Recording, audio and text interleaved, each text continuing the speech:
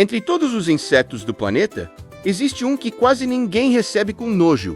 Pelo contrário, as crianças deixam que ele caminhe sobre seus dedos e fazem um pedido antes que voe. Os adultos sorriem quando encontram um deles sobre a roupa. E os jardineiros comemoram quando o veem entre as folhas. Tememos as vespas, esmagamos moscas, fugimos às baratas e evitamos as aranhas. Mas este pequeno besouro vermelho nós colocamos na palma da mão, como se ele fosse incapaz de fazer qualquer mal. Só que existe uma pergunta que quase ninguém faz: por quê? Por que justamente a joaninha se tornou um dos poucos insetos considerados adoráveis no mundo inteiro? O que existe nela para provocar tanta simpatia?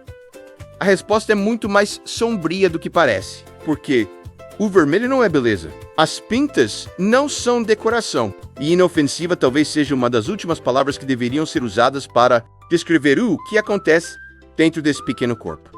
E aí, humaninhos! Hoje nós vamos falar deste bichinho fofinho, vermelho e cheio de pintinhas, que todo mundo deixa passear pela mão, a joaninha! Bonitinha, delicada e símbolo de sorte que por trás dessa aparência adorável existe um pequeno monstro.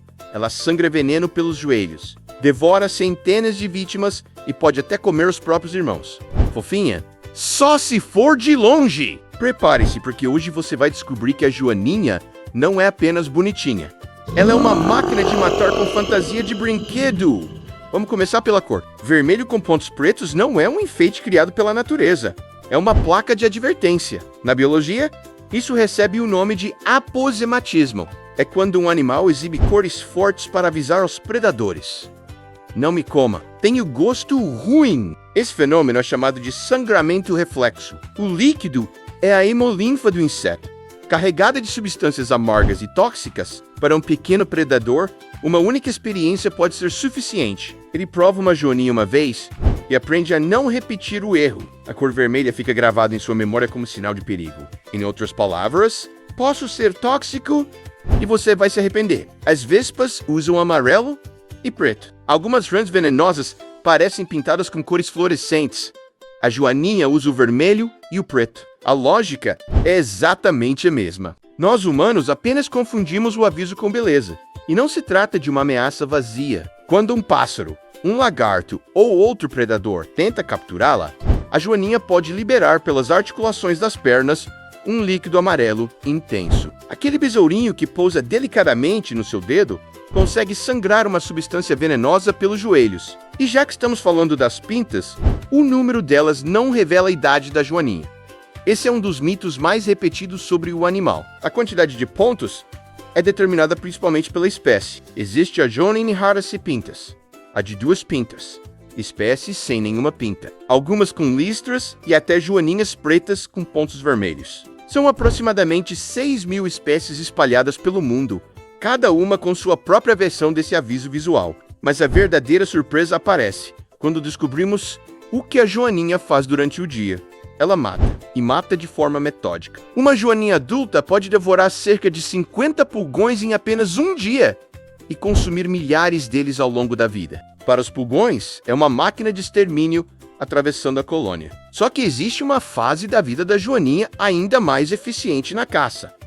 E ela não tem absolutamente nada de adorável. A larva da joaninha parece pertencer a outro animal. Seu corpo é escuro, alongado, coberto por pequenas estruturas semelhantes a espinhos e sustentado por 6 patas. O púgão é um inseto pequeno do corpo mole, que perfura as plantas para sugar sua seiva. Ele quase não se defende e se movimenta muito devagar, mas possui uma arma assustadora: sua velocidade de reprodução. Em condições favoráveis, uma única fêmea pode produzir várias gerações durante o verão, muitas vezes sem precisar acasalar. Uma pequena colônia pode se transformar rapidamente em uma infestação e destruir uma plantação em poucas semanas. É nesse momento que a joaninha entra em ação. Ao encontrar uma colônia de pulgões sobre uma folha, ela avança e começa a comer um depois do outro. Não escolhe, não negocia, não para. Os pulgões são lentos demais para fugir. Para nós, é apenas uma joaninha passeando sobre uma planta. Ela ainda não voa e, por isso, passa praticamente todo o tempo rastejando pelos caules e comendo tudo que consegue capturar. Depois vem a fase de pupa. A larva se prende a uma folha e fica imóvel enquanto seu corpo é reconstruído. Alguns dias mais tarde, emerge um besouro adulto, mas ele ainda não possui aquela aparência vermelha tão conhecida. A joaninha enriquecida da pupa costuma ser amarela ou alaranjada, e quase sem desenhos. Se o alimento estiver escasso, larvas maiores atacam as menores. Até as joaninhas adultas podem comer ovos da própria espécie. Para nós, parece crueldade. Para a natureza, é uma estratégia de sobrevivência. Em um período de fome, pode ser melhor garantir que poucos indivíduos fortes sobrevivam do que deixar todos morrerem. Então, afinal, para que servem as joaninhas? A resposta curta é: elas controlam pulgões, cochonilhas e outras pragas. Ela lembra um minúsculo crocodilo preto e alaranjado. Se você já encontrou uma no jardim sem saber o que era, talvez tenha pensado estar diante de uma praga. Muita gente a esmaga por engano. A ironia é que essa larva é uma das maiores aliadas que uma planta poderia ter. Durante as 2 ou 3 semanas dessa fase, uma única larva pode devorar entre 300 e 400 pulgões. As cores e as pintas aparecem durante as primeiras horas, à medida que sua carapaça endurece. Agora chegamos à parte que dificilmente aparece nas histórias infantis. Joaninhas são canibais, e não apenas quando enfrentam uma situação extrema. Isso pode começar logo nos primeiros minutos de vida. A fêmea deposita grupos de ovos próximos a uma colônia de pulgões. Assim, quando as larvas nascem, já encontram um alimento por perto. Mas essa frase não mostra o tamanho da importância delas. A joaninha se tornou uma das primeiras grandes armas biológicas usadas pela agricultura. No final do século XIX, a indústria de frutas cítricas da Califórnia estava ameaçada por uma cochonilha trazida da Austrália. Esses pequenos insetos sugavam a seiva das árvores, espalhavam-se rapidamente e destruíam os pomares. Mas alguns daqueles ovos são inférteis. Durante muito tempo, isso poderia parecer apenas uma falha. Hoje sabemos que eles podem funcionar como uma reserva de comida. As primeiras larvas que nascem estão famintas, e o alimento mais próximo são justamente os ovos ao lado. Elas devoram os ovos que não se desenvolverão, e também podem comer irmãos que ainda não nasceram. Os métodos de combate disponíveis eram rudimentares e milhares de árvores estavam morrendo. Então surgiu uma ideia ousada: procurar na Austrália o inimigo natural daquela cochonilha e levá-lo para a Califórnia. Foi encontrada uma pequena joaninha vermelha do gênero Rhodolia. Na Austrália, ela mantinha a população da praga sob controle. As primeiras quantidades levadas para os Estados Unidos eram minúsculas. Em uma das remessas decisivas, havia pouco mais de uma centena de joaninhas vivas, mas elas se reproduziram. Seus descendentes foram distribuídos pelos pomares e, em aproximadamente 2 anos, a cochonilha foi controlada. A indústria cítrica da Califórnia foi salva sem depender de grandes quantidades de produtos químicos. Esse episódio é lembrado como um dos marcos do controle biológico moderno. Diferentes espécies de joaninhas passaram a ser transportadas e utilizadas em vários países como uma espécie de pesticida vivo. Mas existe um problema com armas vivas. Depois de libertadas, não existe botão para desligá-las. A joaninha asiática, Ramonia aschirides, foi introduzida em regiões da América do Norte e da Europa para combater pragas. Ela parecia perfeita. Elas entram nas casas, liberam aquele líquido amarelo de cheiro desagradável e podem manchar superfícies. O ser humano criou uma ferramenta para combater uma praga, e essa ferramenta acabou se transformando em outra. Mesmo seu corpo esconde uma engenharia impressionante, aquilo que enxergamos como a carapaça vermelha não são as asas usadas para voar.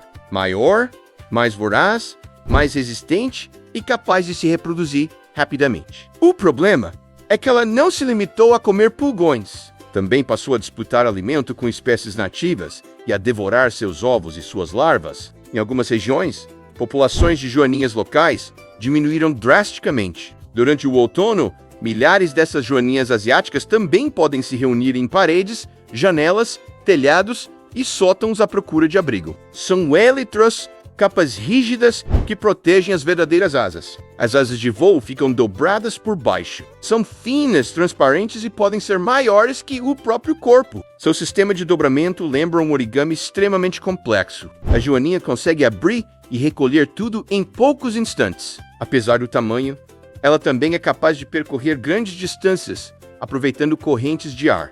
Algumas sobem centenas de metros e podem ser carregadas por dezenas de quilômetros. Para um besouro de poucos milímetros, é uma viagem impressionante. Agora podemos responder completamente à pergunta: as joaninhas servem para manter o equilíbrio. Os pulgões se reproduzem rápido demais. Sem predadores naturais, eles destroem plantas que alimentam outros insetos, que alimentam aves e sustentam muitos outros animais. Estufas e jardins. É possível comprar literalmente uma embalagem cheia de predadores vivos para proteger as plantas. Elas também funcionam como um indicador ambiental. Quando existem muitas joaninhas em um local, geralmente alimento, diversidade e menor uso de pesticidas, quando desaparecem, pode ser um sinal de que alguma coisa naquele ambiente deixou de funcionar. Um pequeno besouro vermelho com pintas pretas, símbolo de sorte. Quando uma parte dessa corrente desaparece, o efeito se espalha por todo o ecossistema. Durante décadas, agricultores aplicaram pesticidas que matavam os pulgões, mas também eliminavam joaninhas. O problema é que os pulgões conseguiam recuperar sua população muito mais depressa. Sem as joaninhas para controlá-los, algumas infestações voltavam ainda piores. Hoje, joaninhas são criadas comercialmente e vendidas para serem soltas em plantações. Amigo das crianças, talvez o inseto mais querido do planeta. Mas por trás dessa aparência delicada, existe um predador que sangra toxinas pelas articulações, devora milhares de seres vivos, pode comer os próprios irmãos e cuja larva parece um crocodilo em miniatura. Um pequeno grupo desses besouros ajudou a salvar toda uma indústria agrícola. Milhões de seus descendentes trabalham até hoje protegendo plantações.